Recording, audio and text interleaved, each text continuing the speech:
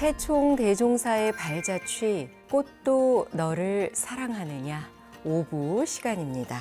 오늘도 해총 스님께서 걸어오신 향기로운 이야기 청하도록 하겠습니다. 스님 안녕하세요. 안녕하십니까.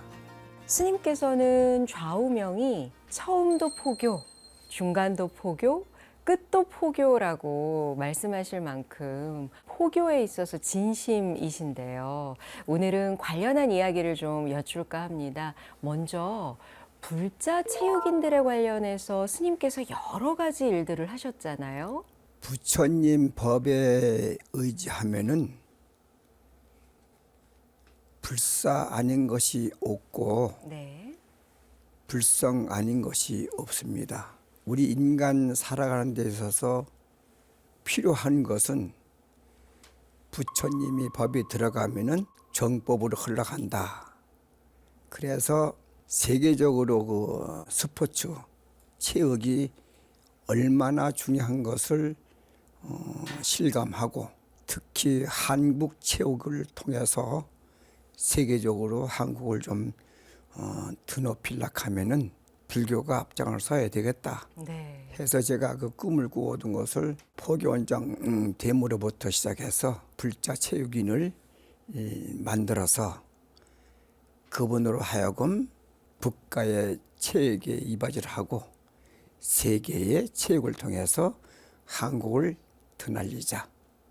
그 안에는 부처님의 마음이 있다. 요즘 진우 스님께서 선명상에 대해서 설명을 많이 하고 실행을 하고 있지 않습니까? 네. 바로 그거거든요. 내가 지금 체육을 하면서 마음이 하나가 돼야 되거든. 몸과 마음이 하나가 될 때 관욕을 마치더라도 마치거든. 그것이 부처님 명상하고 딱 맞는 거예요. 그래서 체육인들을 분야별로 길러가지고 그걸 해야 되겠다 했는데 내가 포교원장을 하면서 체육인 불자를 실제 만들었고 그게 또 뒷받침하게 되려면은 종단에서도 예산을 많이 들어가지만은 정부 차원에서 예산이 들어가야 되겠다 네. 해서 노무현 대통령이 되기 전에 내가 법무사 부주지 할 때 92년도에 인권 변호사로 왔을 때 그 사람을 내가 불자를 만들었어. 그분이 대통령 되니까 제가 부탁을 했어요. 체육인을 키우려고 하면은 반드시 템플스테이가 있어야 되겠다. 절에서 정부에서 예산을 줘가지고 절에서 시설을 할 수 있는 부지를 줘가지고 예를 든다면은 월정사는 양궁 템플스테이장, 범어사는 양익신님이 태권도를 해가지고 오래전부터 저 굴굴사에도 지금 선무도 네. 하고 있지 않습니까? 그게 태권도의 하나거든. 태권도 템플스테이. 어디는 수영 템플스테이.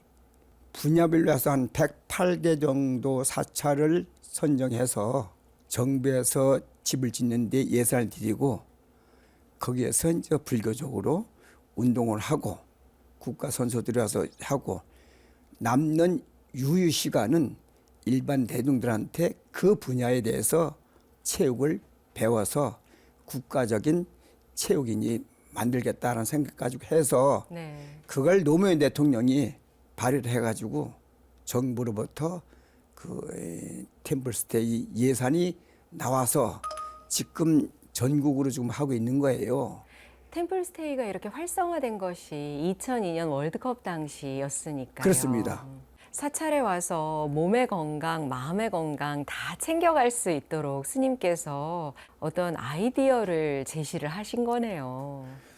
절에 오면은 마음이 청정해지고 말이 청정해지고 몸이 청정해지고 내가 가지고 있는 것이 청정해 준 것이 바로 청정법신 비로자나 불이기 때문에 네.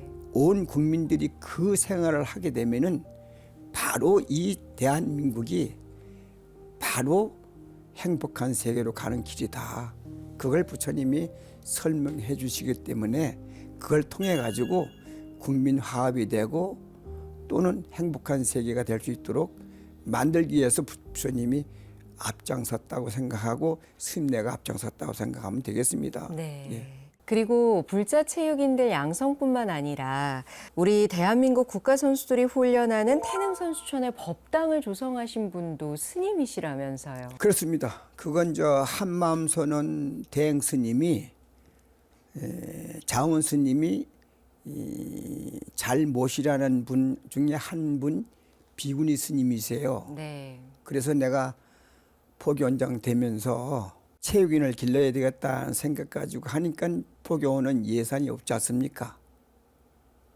그래가지고 그 대행 스님한테 말씀을 드리니까 3억을 주셨어. 그래가지고 그걸 가지고 태릉 선수촌에다가 법당을 만들어서 체육인들이 와서 법문 들어가면서 기도하면서 체육을 단련을 시킬 수 있도록 만들어줬고, 펜싱 경기장에다가 똑같은 법당을 만들어 가서 오픈해가지고 스님네가 지도하고 하도록 했습니다. 그래서 그 두 군데에서 법당을 가지고 하니까 전체 체육인들이 와서 수련할 수 있는 장소를 마련해 준 거죠. 네. 예. 당시에 불자 체육인들을 양성하시고 또 태릉 선수촌의 법당도 조성하시고 또 하나 평창 동계올림픽이 우리나라에서 열리게 된 데도 스님께서 노력하신 바가 많다고요. 그때 포교원장 할 때 제가 평창 올림픽이 유치가 되느냐 안 되느냐 할 때 조계종에서도 홍보를 많이 했습니다. 내가 포교원장으로서 있으면서 조계에서 법당에서 하루에 1080배 절을 하면서 100일간 하루를 빠지지 않고 포교원장으로서 기도를 올렸습니다. 평창 올림픽이 꼭 유치될 수 있도록 부처님 도와주시옵소서 하고 기도를 드려서, 그리고 태릉 선수촌에서 문체부 장관, 불자 체육인 회장, 그 체육하는 선수들 또는 후원하는 분들, 조계장 스님들 해가지고 많이 모여가지고 대대적으로 유치 기원 법회를 한 적이 있습니다. 네네. 평창 동계올림픽을 해달라고 태릉 선수촌에서 다 불자들이 모여가지고 크게 한 것이 있어서 그때 방명도 했습니다마는 종단 내내 또는 한국 국민 전체가 들어서 동계올림픽을 유치해서 우리의 위상을 세계적으로 좀 넓히자 하는 뜻에서 했기 때문에 국가적으로 하는 것을 불교도가 앞장서서 노력했을 따름인데 제가 선두에 섰었지요. 네. 그 당시 정말 국민 한 사람 한 사람, 불자 한 사람 한 사람의 그런 염원과 발언이 모아져서 평창 동계올림픽이 우리나라에서 무사히 잘 치러질 수 있었네요. 올림픽위원회에서 동계올림픽 평창 할 때 네. 박수를 치고 막 전체가 그냥 막 환호하셨겠어요. 아이고 막 기뻐서 날뛰었지요. 부처님이 역시 도와주셨다. 대한민국은 세계적으로 우뚝 설 수 있는 계기를 마련했다. 스님께서 지금 전법과 포교에 대한 말씀을 주고 계신데요. 2006년부터 2011년까지 제5대 대한불교 조계종 포교원장 소임을 맡으셨고, 그 시간 한국불교 포교에 있어서 큰 발자취를 남기셨습니다. 지금 불자 체육인과 관련한 스포츠와 관련한 포교 분야에 대해서도 이야기를 해주셨는데요. 특히나 또 어린이 청소년 포교, 신도교육과 조직화, 사찰 중심의 지역 포교 활성화에 큰 힘을 쓰셨죠. 그때 이미 부산에서 그 정관 스님을 모시고 어린이 지도자 연합회를 만들어 가지고 양성을 하고 있다가 지금은 동년이라 해가지고 밀양에 계시는 용궁사 주지 정무스님이 지금 이사장이면서 회장을 하고 있습니다. 거기서 기른 선생님들이 전국에서 어린이 법회를 보고 있어요. 그래서 내가 포교원장에서 어린이 청소년 위원회를 만들어 가지고 예산도 지급하고 있습니다. 왜냐하면 어린이가 어느 나라가 됐든지 간에 희망이잖아. 그렇습니다. 불교에서도 어린이가 희망이고 또 동진 출가 동진 입도해서 부처님 법을 일찍 알아가지고 부처님 은혜를 갚는 것도 동진 출가해야만이 되기 때문에 어린이라는 것이 아주 중요하다. 그래서 그걸 중점적으로 포견해서 좀 노력을 했습니다. 특히 전라도 지방에 불교가 좀 미미하기 때문에 그쪽 지방에 제가 많이 노력을 많이 했습니다. 이렇게 어린이 청소년 포교에도 앞장서셨고요. 또 신도의 조직화나 또 지역에서도 사찰 중심의 포교에 있어서도 진력하셨잖아요. 어린이도 어린이지만은 청소년, 대학생 그리고 신도회 또 여성개발원 포교원에 소속되어 있는 것이 100여 개가 되지만은 세분화해야 되면은 한 500개가 됩니다. 근데 그분들이 열악하게 불교를 믿으면서 불교 활동을 하러 보면은 마음이 아픈 거야. 네.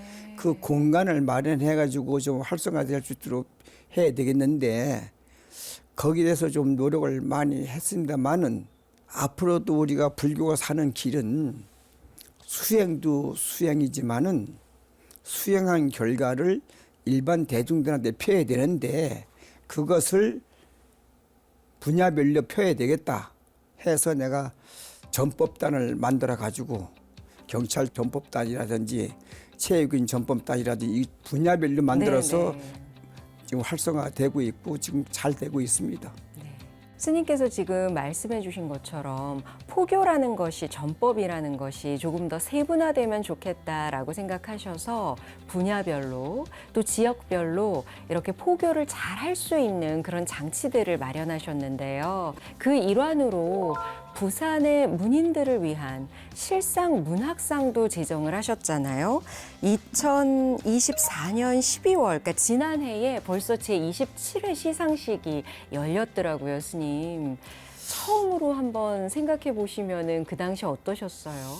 실상 문학상을 그 성철 종종 이하가 제자인 원강 스님이 있어요. 저하고 절친한 도반인데 문학을 같이 하자고 그래.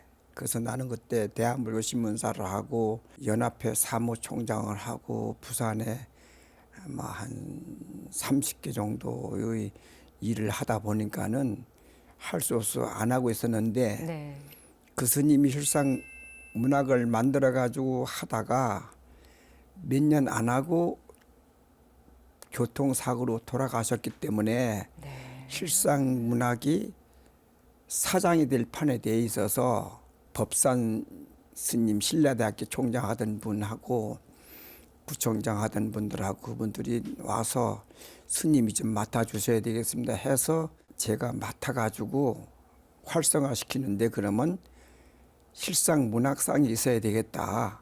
글은 쓰지만은 글을 평가하고 그것을 세상에 내놓는 데는 인증을 받아야 되지 않겠는가. 네. 그래서 그때 돈으로 질체매 1,000만 원씩 시상금을 내서 상을 주다가 나중에 올라가서 1,500 정도를 들여가지고 한 것이 한 3억 7천만 원 정도의 상금이 나갔어요. 근데 그것을 내가 사반세기 25년간 제가 하다가 그 다음해부터는 내가 나이도 들고 그러니까 이제 그만 후배단 물려줘야 되겠다 싶어서 심산 스님, 홍법서 주진 심산 스님한테 말을 해서 그분이 내 대를 이어가지고 실상문학상을 하고 있습니다. 네. 이건 왜 중요한 거냐 하면은 8만 대장경도 하나의 문학으로 보면 하나의 장류에 지나지 않아. 부처님의 마음을, 부처님의 말을, 부처님의 유를, 부처님의 모든 것을 글로 적어낼 수밖에 없기 때문에 네. 이것이 포교의 최전방이다. 미디어도 그렇지 않습니까? 미디어. 신문도 그렇고 방송도 그렇고 최전방에서 지금 포교하는 거거든요. 네. 그래서 글로써 저변 학대를 해서 많은 분들이 불교를 접하고 부처님의 마음을 통해 가지고 세상을 맑고 향기롭게 하면은 좋지 않겠나. 법정 스님이 글을 많이 쓰시고 글을 많이 보셨지만은 그분이 모토가 그거잖아. 맑고 향기롭게잖아. 부처님 마음으로 그것을 펴야 되겠는 데는 글이 최고 아닙니까? 네. 요번에 세계적으로 한국 최초의 문학상을 받은 한강 그 여사도 그 아버님도 부처님의 뜻을 심취해서 아제아제 발해아제 그걸 통해 가지고 실질적으로 세계 문학상을 받은 거예요. 부처님의 마음이 그 책에 들어가니까 글에 들어가니까 그것이 세계적으로 심금 울려 가지고 세계 문학상을 최초로 준 거잖아. 대단한 겁니다. 그래서 이 글로 통해서 우리 팔만다중이 없다 하면은 부처님의 그걸 어떻게 알겠습니까? 팔만대중경도 글로 적어놨기 때문에 이 시대의 글로서 일반들한테 포결하는 데는 최첨단이다. 그리고 바로 즉흥적으로 알아듣는 것은 라디오가 됐든 텔레비가 됐든 신문이 됐든 이 최고 아닙니까? 그래서 제가 그때 문학상을 제정해서 한 380명 정도가 회원이 있어요. 아마 불교계에서는 최고로 톱으로서 달리는 포교사가 아니겠는가 하는 생각을 갖고 있습니다.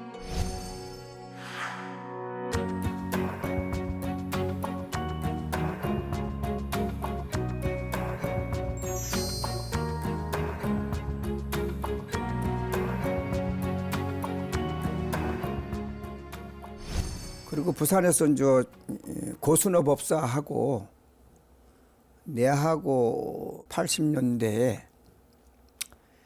스님네들이 군대 갔다 오면은 예비군으로 편성되는데 일반인들하고 같이 예비역 훈련을 받으려고 하면은 군복을 입고 같이 머리 깎은 상태에서 하다 보니까 불편한 점이 너무 많아. 그래서 부산하고 경남 지역에 향토 예비군 법사단을 만들어 가지고 내가 최초로 법사 단장하고 고순호 법사가 부단장 해가지고 그 한 350명 되는 스님네들을 따로 예비군 훈련을 받아가지고 한 것이 공로라면 공로라 할 수 있다고 하겠습니다. 부산불교연합회를 만든다는 거라든지 합창단을 만든다든지 그러지 어제도 부산불교 실업인에 가서 법문을 했습니다마는 그것도 감노사에서 이 김정대장이라든지 지금 김윤환 사장이라든지 우판수 사장이라든지 박순곤 사장이라든지 이런 분들 모여가지고 만들어가지고 지금도 하고 있어요. 스님께서 어떤 일들을 해오셨는지 쭉 말씀을 듣다 보면은요, 정말 다양한 분야에 걸쳐서 세심하게 살피셨구나라는 생각이 들거든요. 오늘 이야기를 시작한 불자 체육인 양성이라든지요, 또 문학 분야, 또 군 분야에까지 그렇게 지금 우리 스님들께 또 불자들께 필요한 게 무엇인가 항상 살피셨구나라는 생각이 드는데요. 그런 생각을 바탕으로 해서 포교원장 활동하시면서도 여러 가지 업적들을 남기셨는데 포교원이라는 조직이 스님 굉장히 크잖아요. 그렇죠. 그렇게 큰 조직을 이끄시려면 무엇보다도 화합과 소통이 중요할 텐데요. 그런 분야에는 또 어떻게 노력하셨는지 좀 말씀해 주세요. 원효 스님 화쟁사상에 들어가면은 다 하나가 될 수 있는 것이 있고 그것이 바로 부처님의 뜻이거든. 네. 그래서 제가 동국대학교 성림 동문회 회장을 3연임을 했습니다. 한 연임을 하면서 그때 한국 근대사를 내가 발행을 한 적이 있습니다. 한국 불교 근대사 네. 했고 그걸 하면서도 제가 지금 중앙승가대학 원래 개운사에서 석주 스님이 하고 계시던 것을 의현 스님께서 총무원장 되시고 난 후에 중앙승가대학을 승가대학으로 조금 여법하게 하기 위해서는 큰 학사를 짓고 마련해야 되겠다 하는 말씀을 하셔. 그래서 내가 성림 동문회장으로서 저기 지금 중앙승가대학 자리 그 자리가 선문자 스님이라는 광옥 스님이 그 지금 비구니회 부회장이에요. 그 스님 나하고 대학 동기 동창인데 그 스님이 금정사라 해가지고 그 주지를 하고 있었는데 내가 가서 중앙승가대학을 하는데 그 자리를 양보해서 중앙승가대학이 될 수 있도록 합시다 해가지고 의연 큰 스님이 총무원장 할 때 나하고 그 광옥 스님하고 의연 큰 스님하고 가서 얘기를 하고 난 연후에 중앙종회에서 통과시켜가지고 거기다가 중앙승가대학을 짓게 만든 거예요. 그것도 다 관계가 있습니다. 그건 왜냐하면 자원 큰 스님 뜻이 담겨있다도 간이 아니죠. 포견 우리 식구들은 일치 단결해서 우리는 수시로 회의를 많이 합니다. 그리고 내가 또 포교 원장으로 있으면서 일요일이 됐건 토요일이 됐건 출근합니다. 다른 분들은 쉰다 하더라도 나는 출근해서 다음 일할 것을 기억하고 근데 차장이라든지 밑에 있는 실무진들이 일사불란하게 일을 잘 해줬어요. 왜냐하면 부처님 법 정도로 가게 되면은 그분들도 다 따라오게 돼 있어.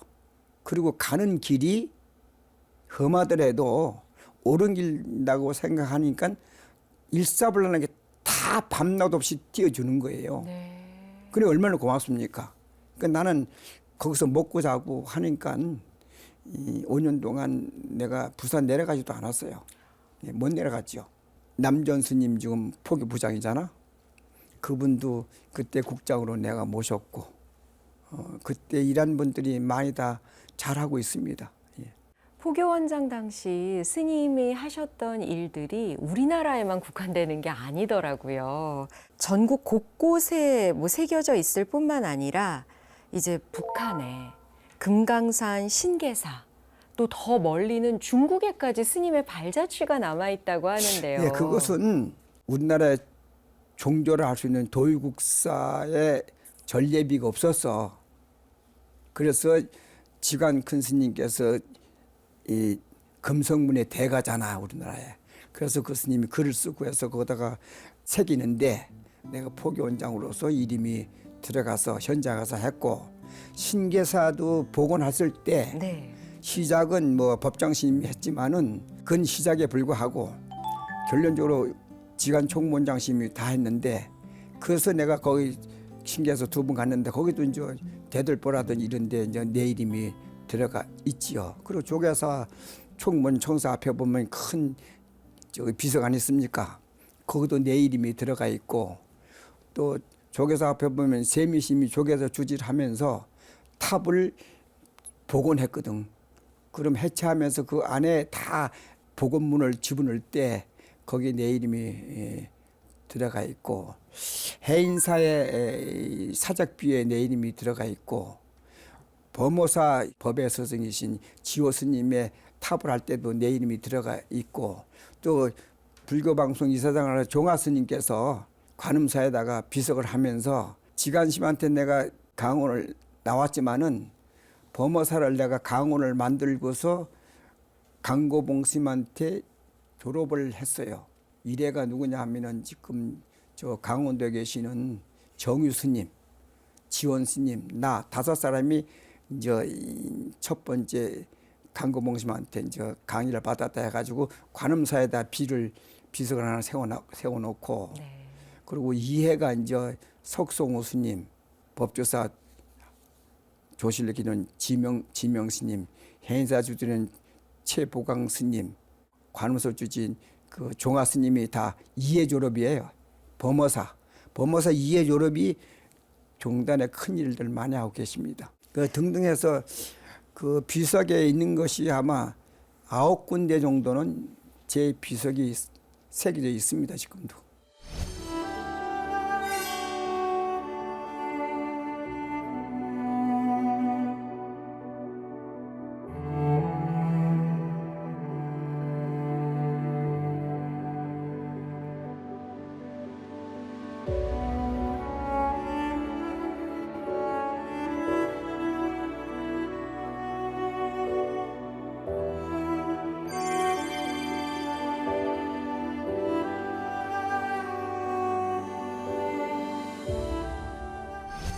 이렇게 제5대 포교원장 소임을 맡으셔서 여러 가지 일들을 하신 이후에 제35대, 제36대 대한불교조계종 총무원장 선거에도 출마를 하셨어요. 내가 포교원장 할 때 봉은사 주지하던 명진 스님이 봉은사를 새로 건립하겠다고 프로젝트를 가지고 제 방 오셨어. 그 내가 보니까 제로서는 마음에 안 들어. 그 스님은 옛날 걸 그대로 한옥으로 복원하는 거예요.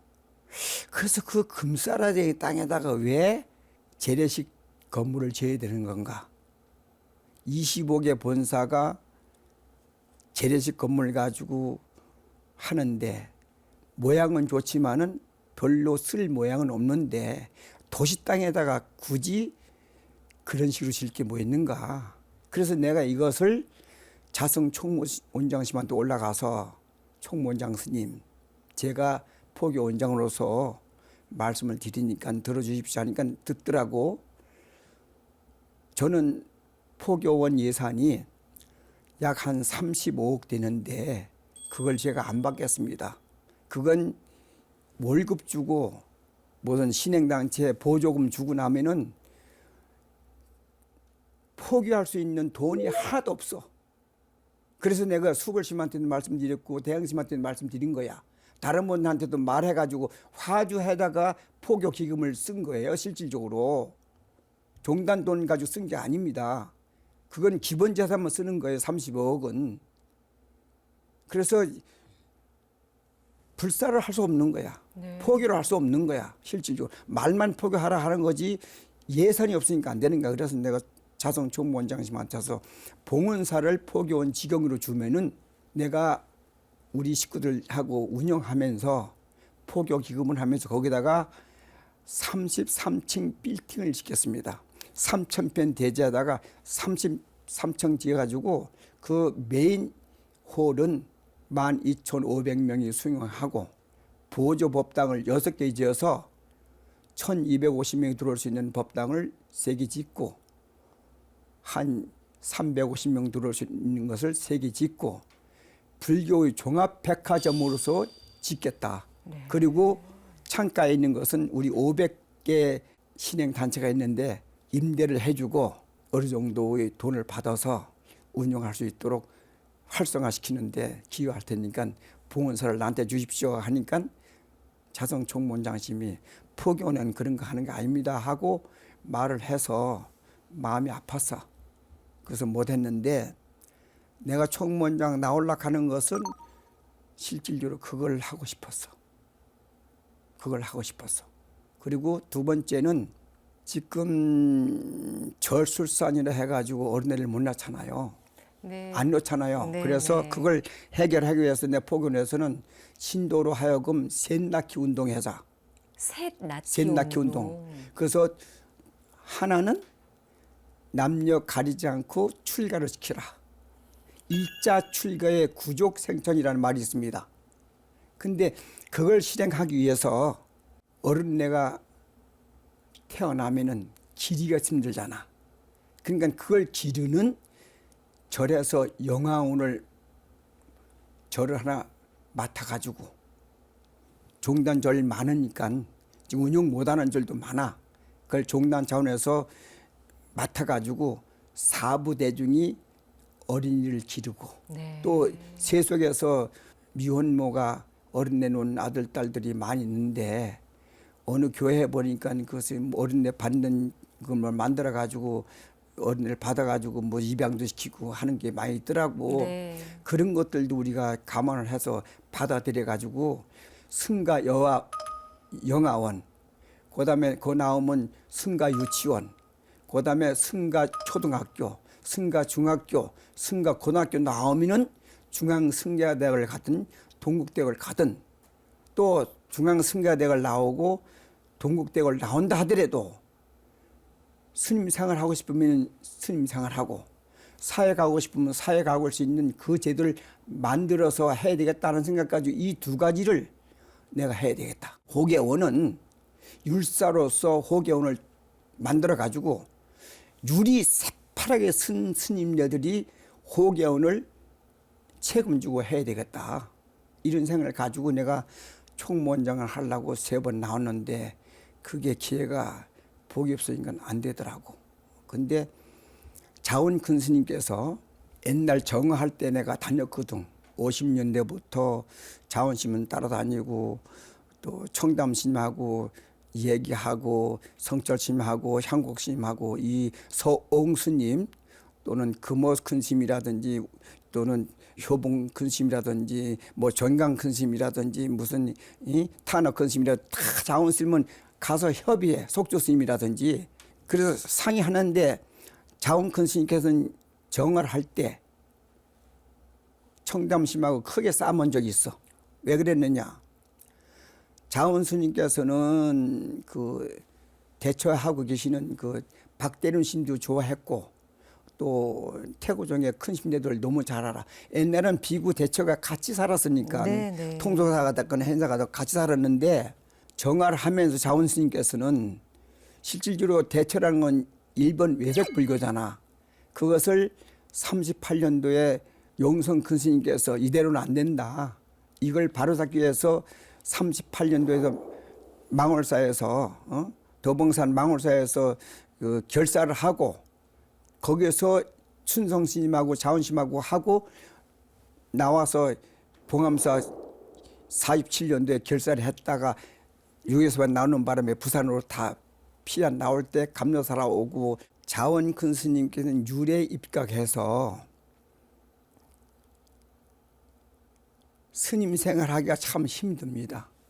그러면 속가 생각이 나면은 환계를 하고 속가 나가서 살면은 계를 파는 것이 아니야.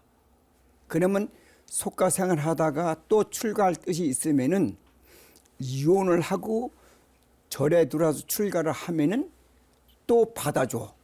이것을 부처님께서는 유래서 7번까지 왔다 갔다 하면서 마음을 정할 수 있도록 부처님을 허락을 해 주셨기 때문에 이 말세에서는 그걸 활용해야 된다. 그런 용구로 우리 국난을 당해 가지고 비구 대처가 갈라졌으니까 이것도 하나로 묶기 위해서는 옛날에는 31개 본사인데 조계종에서 여법하게 수행할 수 있는 공간을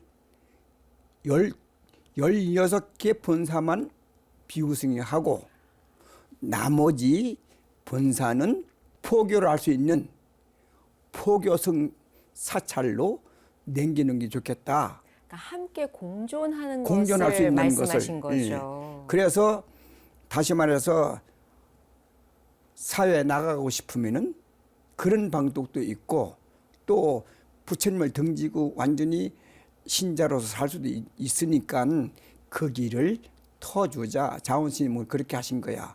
그래 완전히 출가 본연의 이치에서 수행 위주로 포교 위주로 하는데 수행을 위주로 하고 포교를 위주로 하는 종단이 돼야 되겠다. 그것을 이미 하고 계시는 분들 36년간 하고 있던 그 스님들한테 배려를 해가지고 그 심녀들도 발심이 되면은 비구승으로 들어와서 수행하고 네. 또 비구승으로 있다가 정 안 되면 또 나가고 이 길을 열어주자 했는데 청남 스님은 촛불도 당김에 다 해버려야 된다.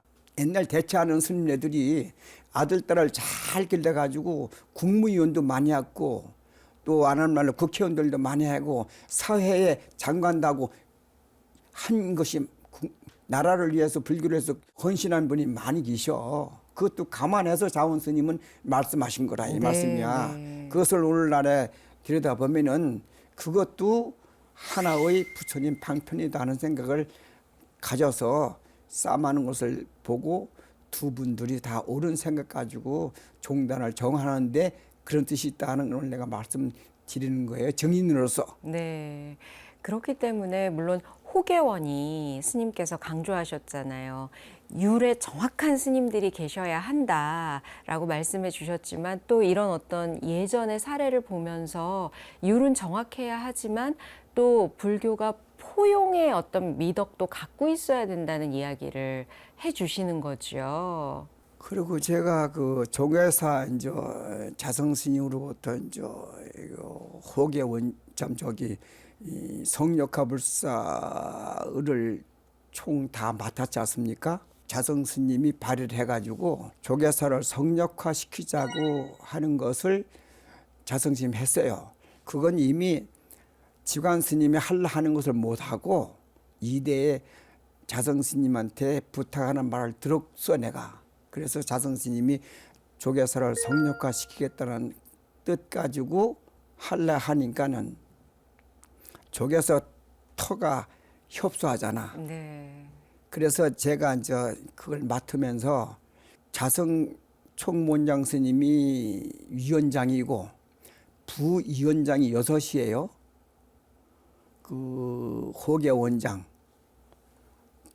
교육원장, 포교원장, 해총스님, 종회의장, 요 비구니 회장 이 6인데 내가 상임 부위원장을 맡으면서 모연위원장까지 맡았어요. 그래서 내가 모연위원장 하면서 250을 만들어 가지고 의류문화사도 사고 또 여기 동양금박도 사고 다 그런 거예요. 지금 스님께서 말씀하신 것처럼 조계사 주변이 예전과는 비교가 되지 않을 정도로 굉장히 달라졌거든요. 그러니까 그렇게 만들기 위해서 스님께서 애쓰셨다는 말씀이시죠? 애썼는데 조계사 주지를 하신 지연 네, 스님이 지연 스님. 총독을 맡아서 네. 일선에서 그 스님이 실질로 다 한 거야. 나는 힘을 주고 몸 한 대 만나는데 같이 가서 주기도 하고 그래서 돈을 모아가지고 실질적으로 그 성역화불사 대지를 만들어 놨어요. 지연 스님이. 지연 스님이 큰 공로자입니다. 네. 누가 뭐라 해도. 그래서 이제 했는데 12.7 범난이라는 거 있습니다. 군부 독재가 군합발로 절에 들어와서 스님네를 잡아다가 감금시켜가지고 고생시킨 것을 국회 차원에서 보상을 받으려고 하니 누가 이렇게 앞장섭니까? 그걸 부산 감노사 계시는 윤원호 의원, 민주당 사람이에요.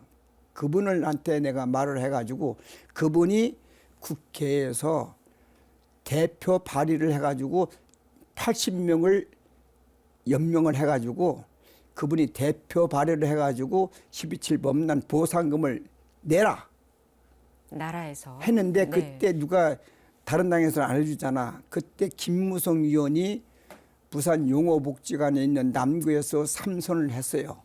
그래서 4선, 5선이 됐는데 그분한테 내가 말을 하고 김학성 그분이 한나라당인데 그분이 이제 국방위원장이야. 그분한테 얘기해가지고 이 세 분이 윤원호 의원, 김무성 의원, 김학성 의원이 해가지고 종단에 1,500억을 주기로 국회 차원에서 입법이 된 겁니다. 다 포교원장 할 때 시절의 그 성과라고 할 수 있는 겁니다. 네.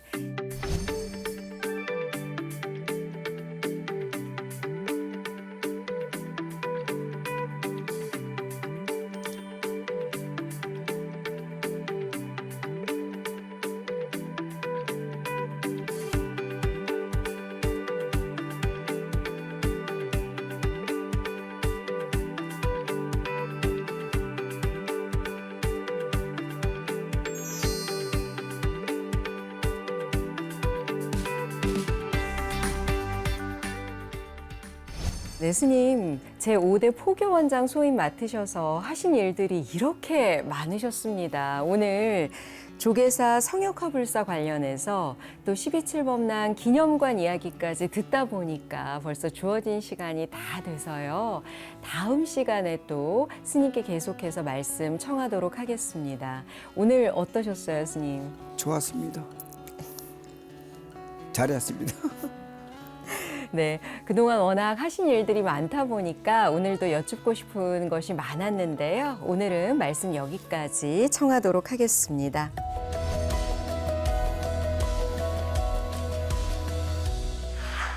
해총대 종사의 발자취 꽃도 너를 사랑하느냐? 다음 시간에 한 번 더 해총 스님 모시고 못다 여쭌 말씀들 듣도록 하겠습니다. 함께해 주신 여러분 고맙습니다. 스님 감사합니다. 선물하십시오.